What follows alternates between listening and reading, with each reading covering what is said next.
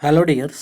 हम स्टडी कर रहे हैं फिजिक्स और हमारा टॉपिक है आज का वॉल्यूम ऑफ ए पैरेललोपाइप्ड, जो कि ये वेक्टर्स का टॉपिक है कि पैरेललोपाइप्ड का वॉल्यूम कैसे फाइंड करेंगे। ठीक है, बाय वेक्टर एनालिसिस, और इसे हम कह सकते हैं मोशन इन ए प्लेन। तो पैरेललोपाइप्ड क्या होता है? ये हमारा पैरेललोपाइप्ड का एक एग्जाम्पल है, फिगर है।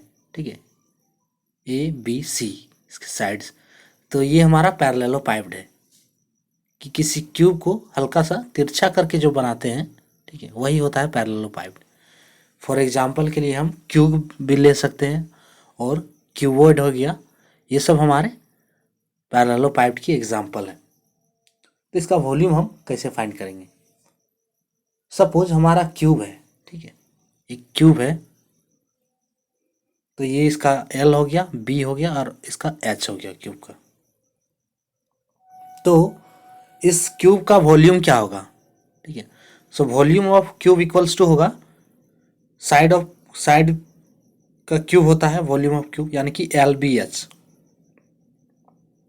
ठीक है, एल बी एच।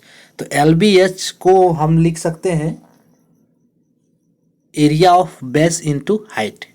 ठीक है, इक्वल्स टू वॉल्यूम होगा, ये volume of cube equals to L B H, और एल बी एच को लिख सकते हैं area of base into height. So ये हो गया हमारा क्यूब का वॉल्यूम। ठीक है, अब हमें यहाँ पे फाइंड करना है वॉल्यूम ऑफ पैरेललोपाइप। तो उसी का एक, अगर हम क्यूब को कुछ तिरछा कर देते हैं तो वही हमारा पैरेललोपाइप होता है। ठीक है, सो वॉल्यूम ऑफ पैरेललोपाइप। तो वॉल्यूम ऑफ पैरेललोपाइप क्या होगा? Area of base into height. ठीक है, area of base into height. तो ये हो जाएगा हमारा वॉल्यूम ऑफ पैरेललोपाइप। ठीक है, तो एरिया ऑफ बेस, तो बेस क्या है? ये हमारा पैरेललोग्राम, ये हमारा बेस है। ठीक है, तो ये किस फॉर्म में है? एक पैरेललोग्राम के फॉर्म में है, देखिए।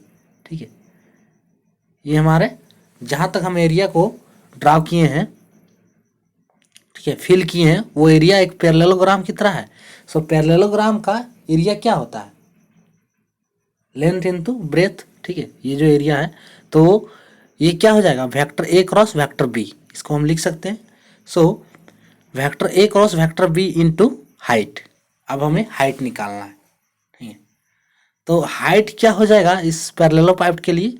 तो ये हमारा जो सीधा हाइट तो सीधा होगा, ये तिरछा वाला तो हाइट होगा नहीं, सी हमारा हाइट नहीं होगा। तो सी का कंपोनेंट जो वाई एक्सिस पे होगा, तो ये होगा सी कॉस थीटा, और यही होगा हमारा इस पैरेललोपाइप का हाइट।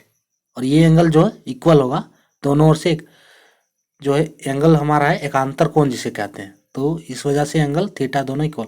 सो सी कॉस थीटा, ये क्या हो जाएगा? Height of parallelopiped. तो इसका वॉल्यूम क्या हो जाएगा? Vector A cross vector B, है ना, vector A cross vector B into C cos theta.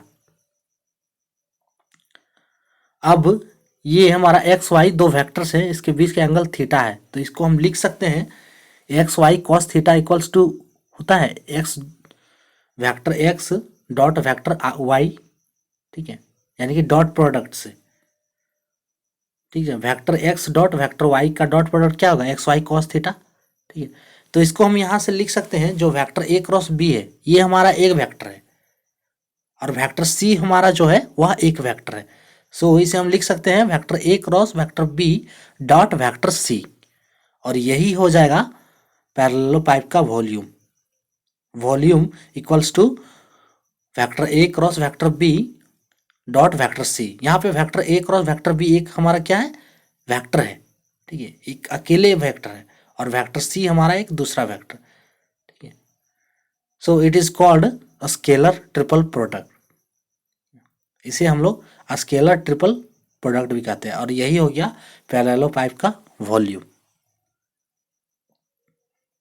अब vector A cross vector B dot vector C, इसको हम लिखते हैं बॉक्स ए बी सी। ठीक है, इसे कहा जाता है box ABC is known as box ABC इसे कहते हैं। ठीक है, इसको हम किस किस फॉर्म में लिख सकते हैं? बॉक्स ABC को, बॉक्स ABC इसे हम लिख सकते हैं कि ये इक्वल्स होगा vector A cross vector B dot vector C, ठीक है, equals to vector C dot vector A cross vector B। फिर इसका दूसरा फॉर्म है vector B cross vector C dot vector A, equals होगा ये, फिर इसको उल्टा कर देंगे vector A dot vector B cross vector C।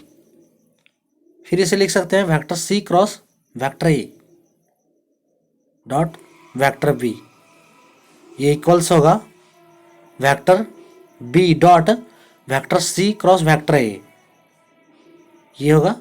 तो बॉक्स ABC को हम इस फॉर्म में लिख सकते हैं।